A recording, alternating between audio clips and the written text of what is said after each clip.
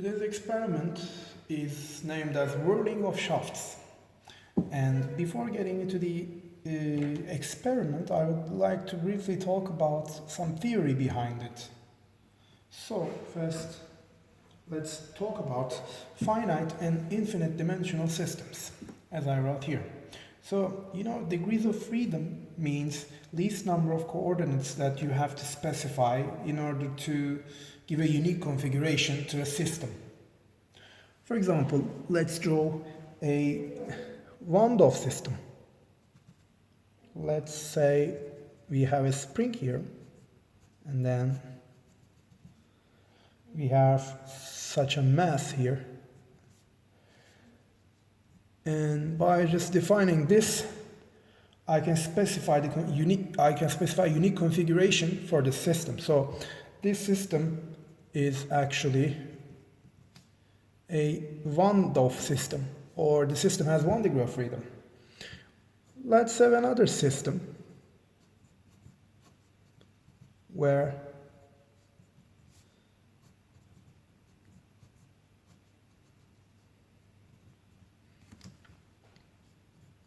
two masses are attached to each other. So in order to define a unique configuration, specify a unique configuration, I will need this is one and this is two. In order, so I need two coordinates to specify this configuration at least. So this is a 2-DOF system. So there is a definition called lumped parameter system.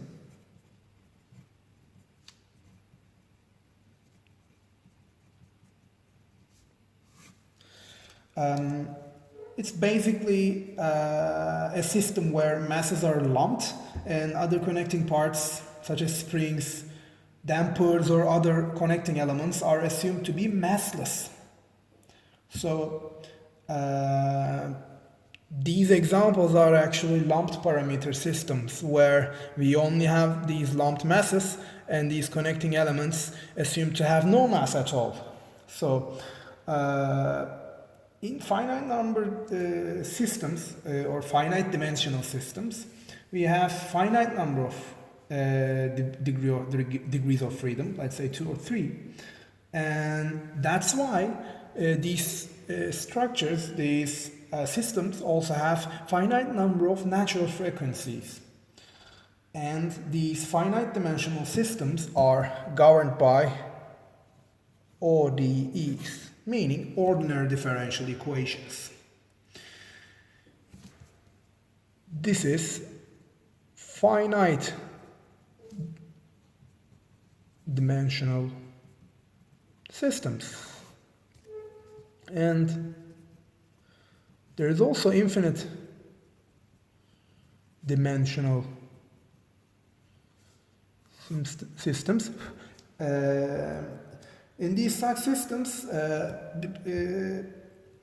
masses and not masses, but the mass and the stiffness are distributed along the body. So that's why these systems are also called distributed parameter systems. Sorry for my bad writing. If you don't understand or if you skip any part, you can ask me later. So let's say we have a beam here.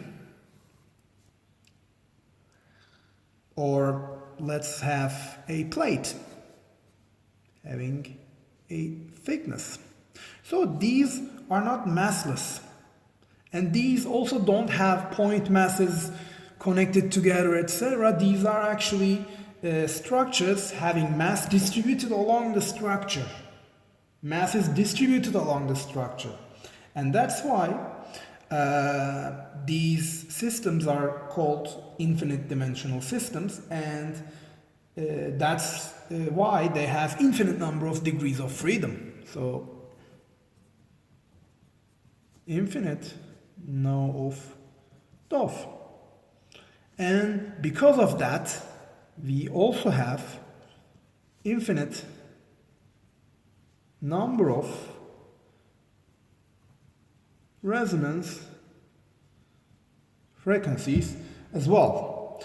And also, I would like to tell you that infinite dimensional systems are governed by partial differential equations. So, finite dimensionals are governed by ODE, and distributed parameter or infinite dimensional systems are governed by partial differential equations. So, I would like to first talk about a free vibration of one-dimensional homogeneous elastic string. So,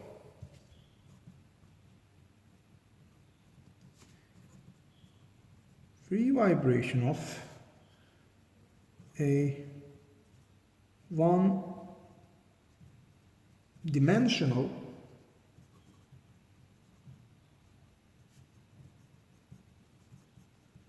homogeneous elastic string.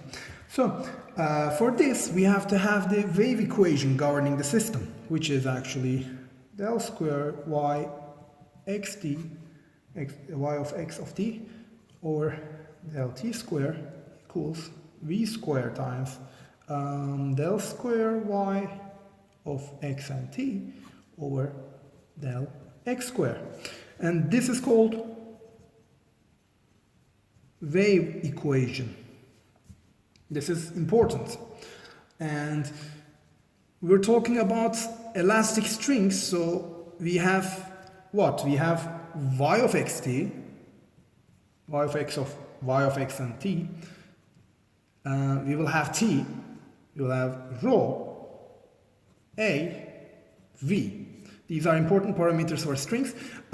This is actually the transverse displacement of the string. Transverse disp, I will just write. This is the tension in the string, not spring, sorry. This is the density. This is the area, cross-sectional area actually. And this is the wave propagation speed in the string. And V is defined as square root of T over rho A.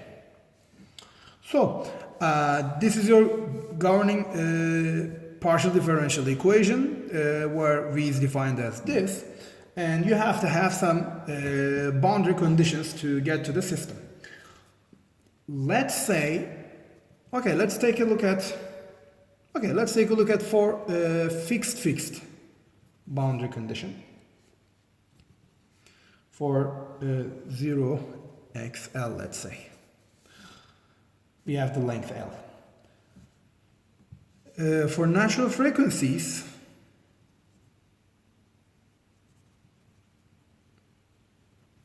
okay, so actually you have to solve this partial differential equation and use boundary conditions that you have defined.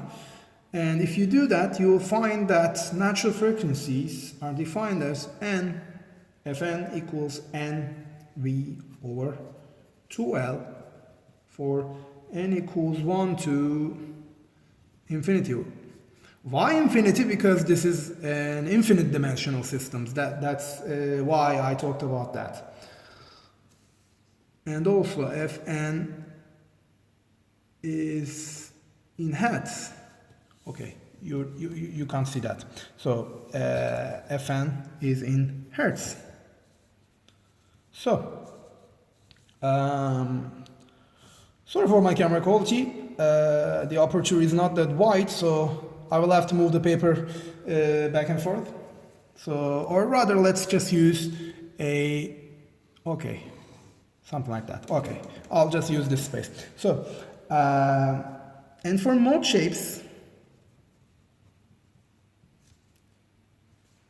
we will have y of n equals sine n pi x over L for n equals 1 to infinity again, as you can see. So what is n? N is the number of that natural frequency or number of that mode.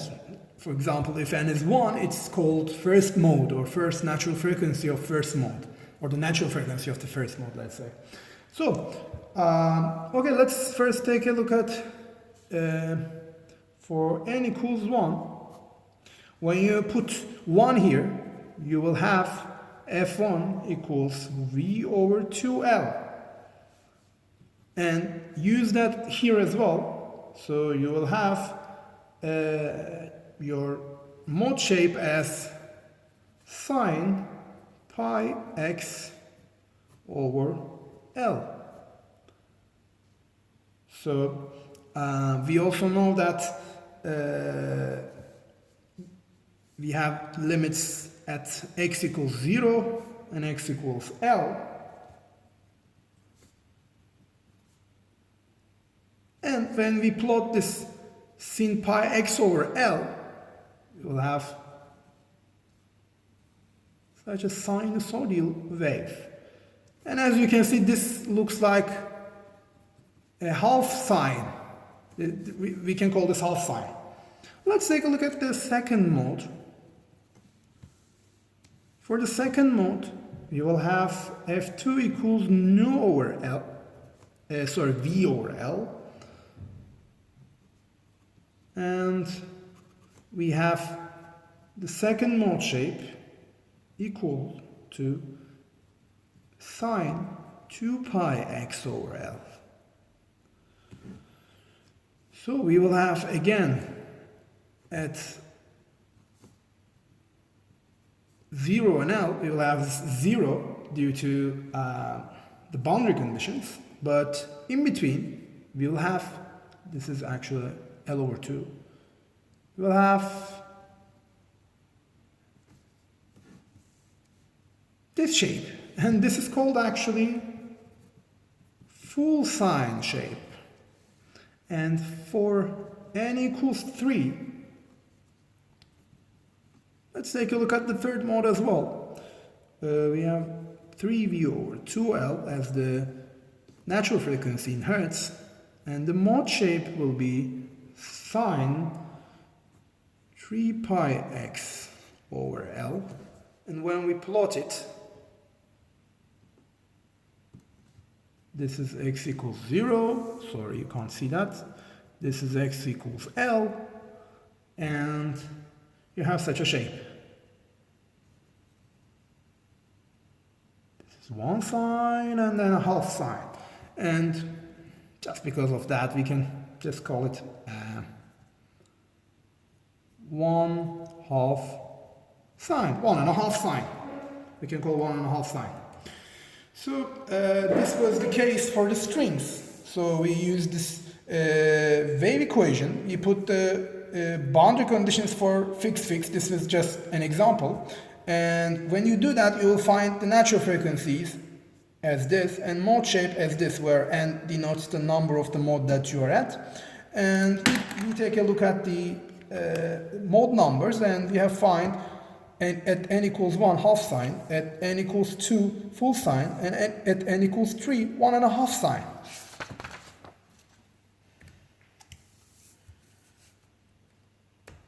Okay, so now I'd like to change my pen to be more precise. Okay, so let's now talk about free transverse vibration of a thin uniform bar. So for this one, coming from the wave equation, general wave equation, when we take a look at thin uniform bar and we do all the calculations, we can reach to a point where our governing partial differential equation looks like this: del fourth y over del x to the fourth plus rho a over ei del it must be del square y over del t square. Let me check it. Yes, I am correct.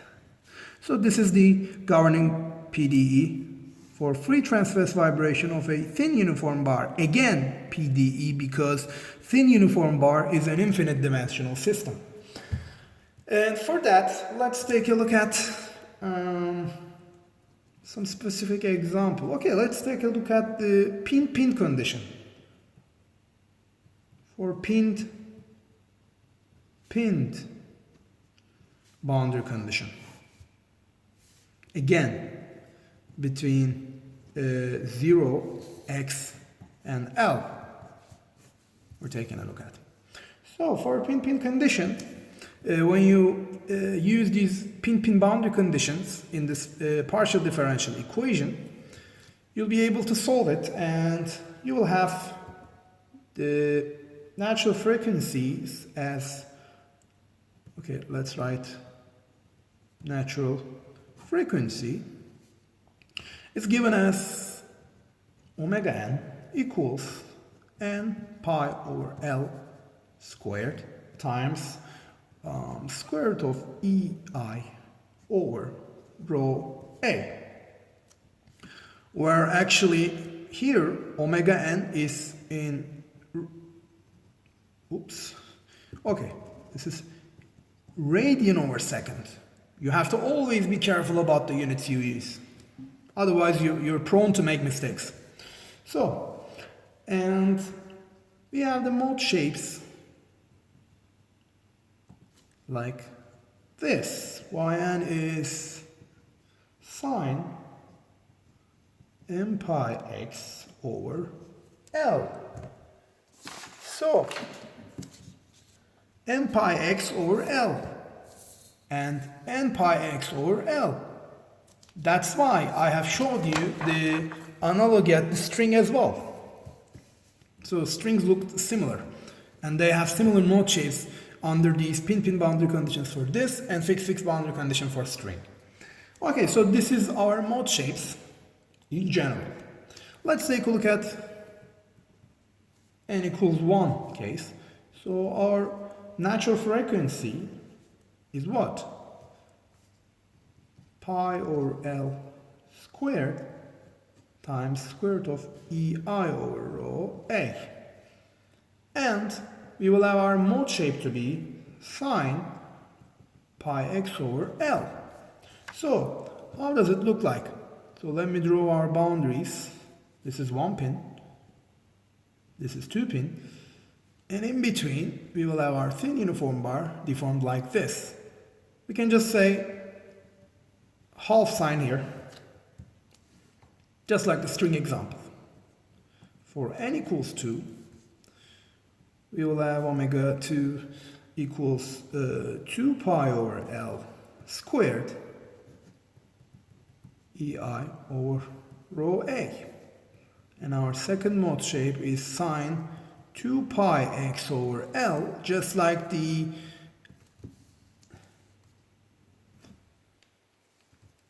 former example. We will have a something like this, and this is called full sine, as I've shown you before. And just as you guessed, the third one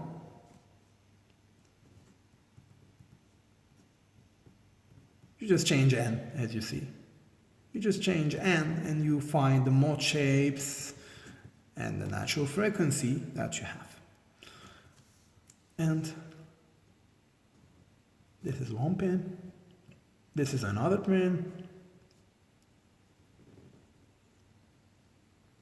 and this is actually 1/2 sine, or 1.5 sine, it's better. So this is the case with free transverse vibration of a thin uniform bar.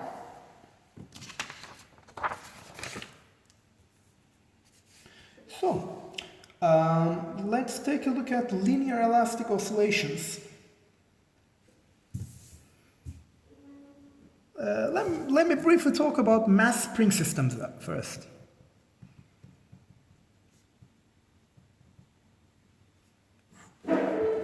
So, in a mass spring systems, in a mass spring system, let's say we have this rigid wall, a spring,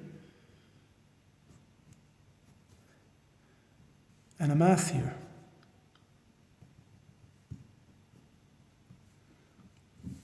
So, as you have seen in the experiments before, I guess Umur showed you the natural frequencies of these mass spring systems. And for free vibration equation of mass spring systems, we have m x double dot plus kx equals 0. So from here, when you solve this equation, you will have omega n to be square root of k over m. So, also we have the spring force acting on the system as minus kx, where F is the actual spring force, K is the stiffness of the spring that you see, and X is the displacement from the equilibrium position of the spring.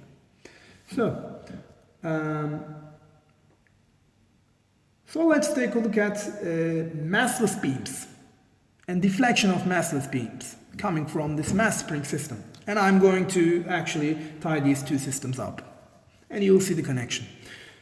So let me take a look at the deflection of simple supported massless beam under point load. Let's have such a beam. Okay, why massless? Because I just want to take a look at the effect of the load here. So let's say I apply a load F here, and I know that there is this deflection, and this is actually delta x. And as you all may know, delta max is equals FL cubed over 48 EI. This is the maximum deflection.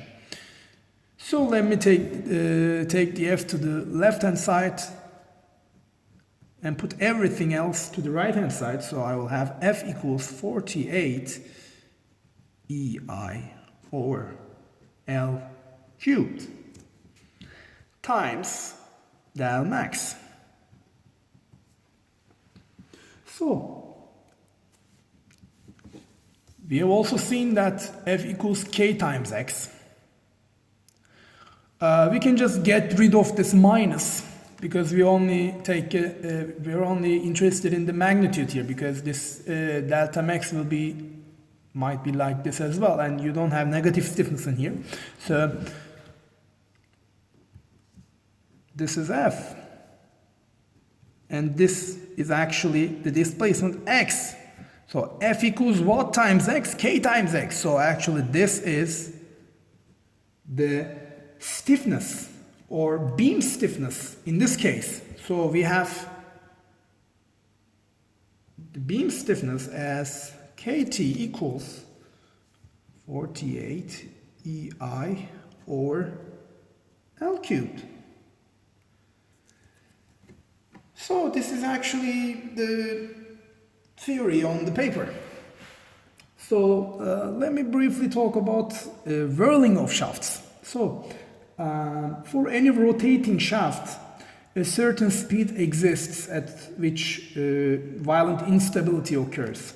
The shaft suffers some excessive deflection and bows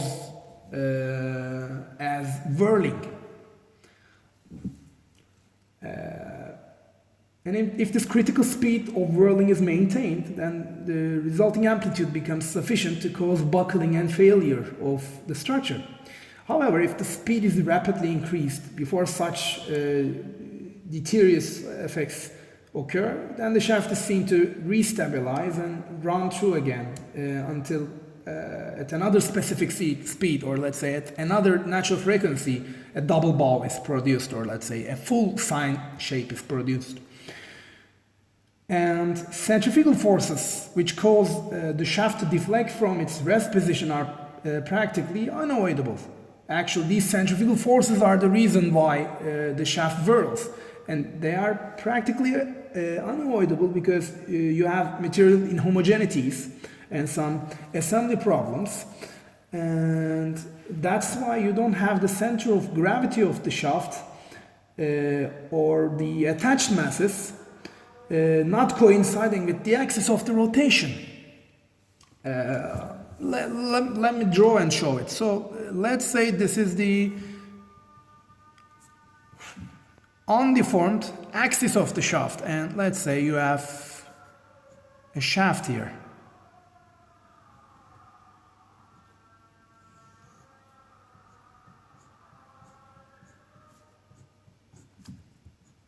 This is the axis of rotation. And let's say this shaft is weightless. And let's say we have a block of mass m attached to the shaft.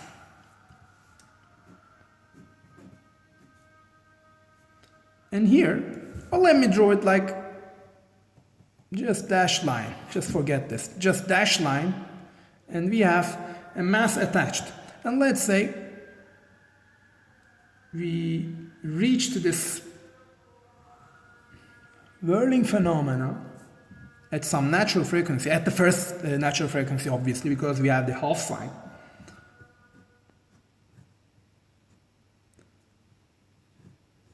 Okay, this is the center line actually that cuts the mass in half.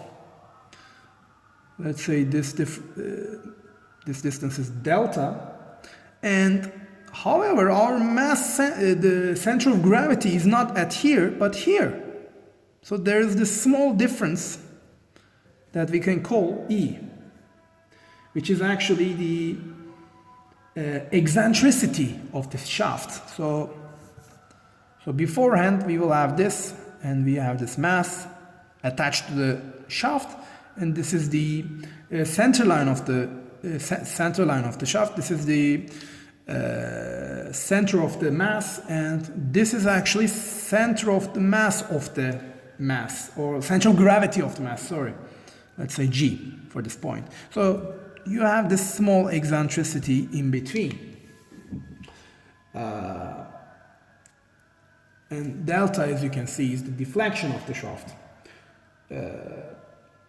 So actually, just because you have this eccentricity, you have this whirling phenomena, and under whirling you have, as you can see, a transverse displacement of the shaft and an eccentric mass rotating and having a distance between the center lines. So we have actually two types of forces acting here.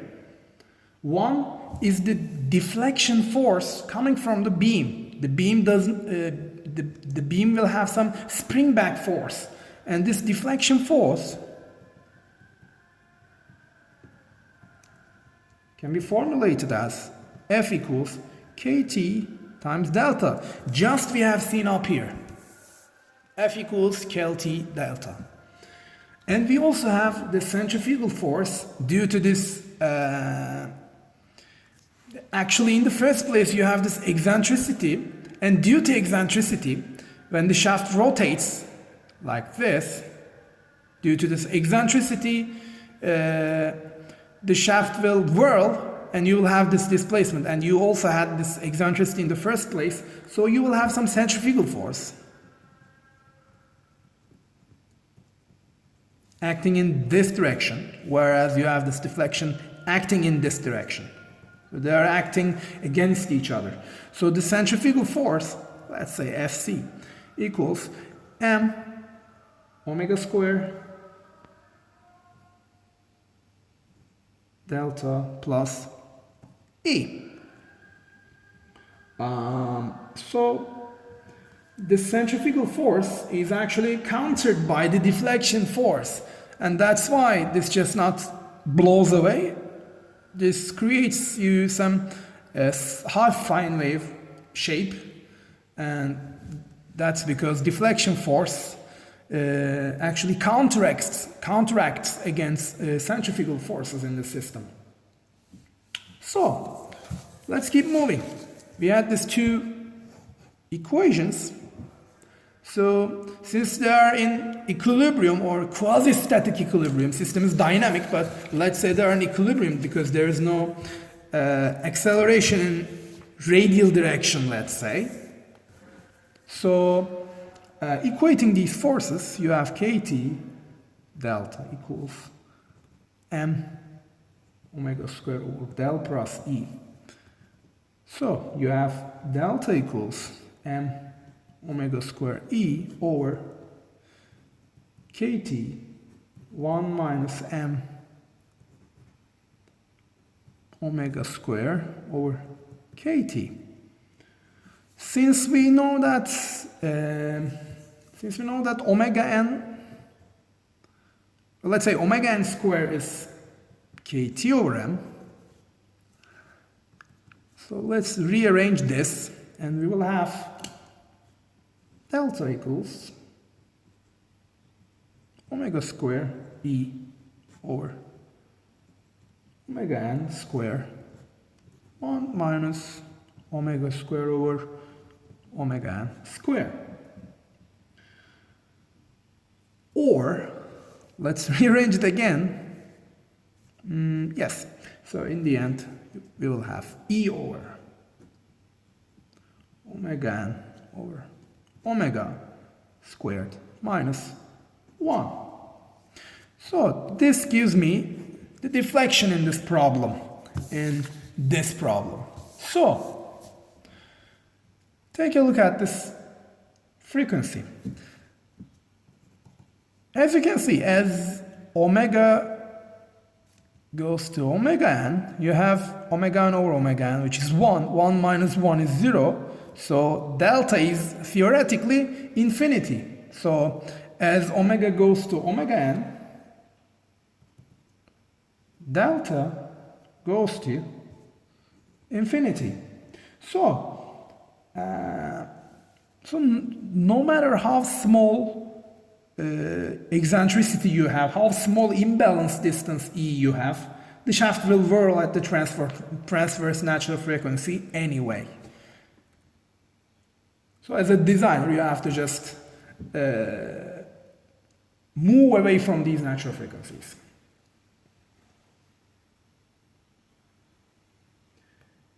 So, as I have told you before, we have transverse natural frequencies of a thin uniform bar given as equals n pi over L squared times square root of EI over rho A. So this is in radian per second. If you want to take a look at the frequency in hertz, you have to divide it by 2 pi, and then you will have natural frequency n squared pi over 2. And let's put this L square inside, and EI over, we would have actually rho A M, but let's get rid of this rho and just write m L to the fourth.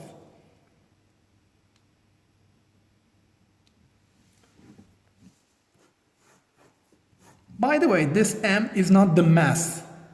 M is actually mass per unit length of the shaft. So this actually depends on the radius or diameter of the shaft. And also we have the mode shape as again. And if you want it in terms of radian, and you have radian over second, sorry, omega n equals n pi over L squared EI over rho A. These are the main equations that I would like to use in the theory, where we have Fn as natural frequency of the transverse vibration in hertz. E is modulus of elasticity, I is area moment of inertia of the shaft, M is again shaft's mass per unit length, not mass. This is mass per length and is given by kilograms per meter or millimeter. Depends on your use. And L is the length of the shaft. So in our experiments, I would like you to use the following parameters for the shaft.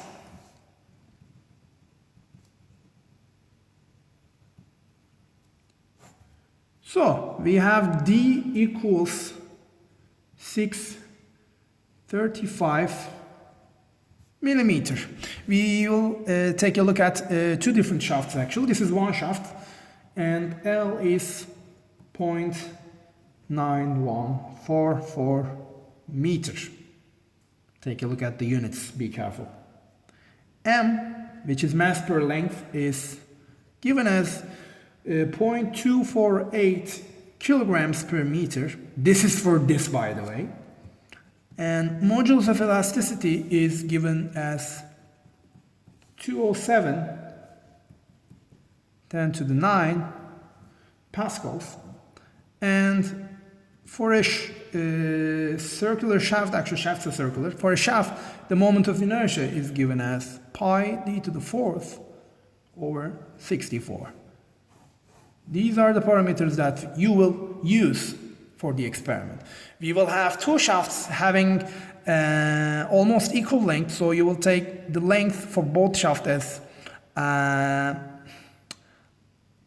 91.44 centimeters or 0.9144 meters. The larger shaft will have 6.35 millimeter diameter, where the smaller shaft will have 3.15 millimeter. And for this one you will have approximately 248 over 4, let's say 0.62 kilograms per meter. Why? Because your diameter is halved, so your mass per length will be 1/4 of the former one, and you will have same modulus of elasticity and some different moment of inertia, of course. So in your theoretical calculations you will use these diameters. Both will have this length. The thicker one, the one having 6.35 millimeter diameter, will have a mass per unit length of 0.248 kilograms per meter, and the one having 3.15 millimeter diameter will have a mass per unit length of 0.248 divided by 4, which is actually 0.062 kilograms per meter. Units are important, guys. Take a look at units. Okay, so we're done with the theory. Let's get to the experiment.